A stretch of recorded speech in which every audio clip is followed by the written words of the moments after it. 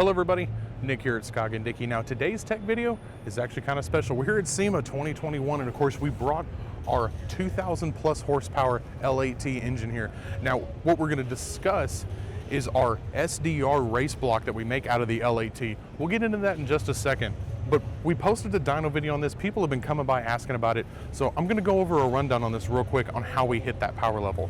Now we do start out with our race modified L8T block. That's the new 6.6 liter in like 2019 or 2020 and up 3/4 ton gas trucks.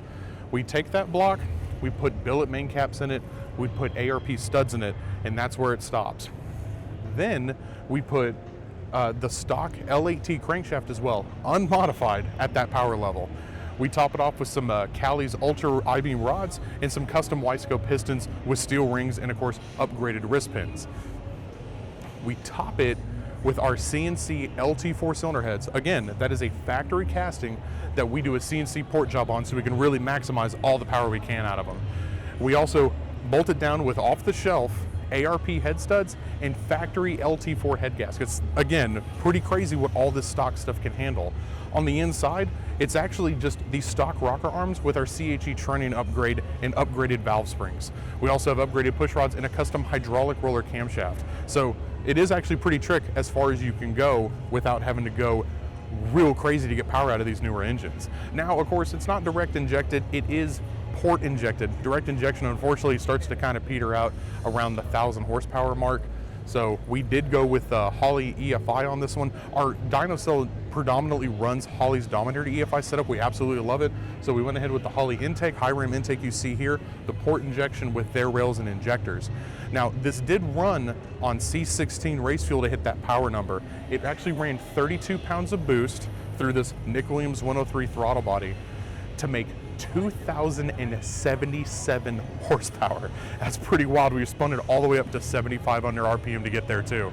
Now, if you're wondering what's hanging on the front here, this is actually our custom piping setup that the guys in our race shop did. They are great fabricators and they did a great job on this. We do have precision wastegate and blow-off valves on this, but the turbos are the big news. Billet wheel 8885 twins, 2 of those to feed that kind of power here, and of course an air-to-water intercooler. Now, real quick, our SDR blocks will be available as well as the L8T cranks if you want to build your own, or maybe you want to have one of us build them once our race shop finally catches up from being so busy with all this big news. Now, to cover your loop real quick, the L8T block is a factory production block. It is cast iron. It's very tough. They cast it super thick cylinder walls and super thick deck surface too to hold all this power. That's how it's able to do what it can do. This block, actually from the factory, only weighs 12 pounds less than an LSX block. That's pretty impressive. We take it, we put those billet caps and studs that I talked in earlier on the bottom end just to help keep it strong.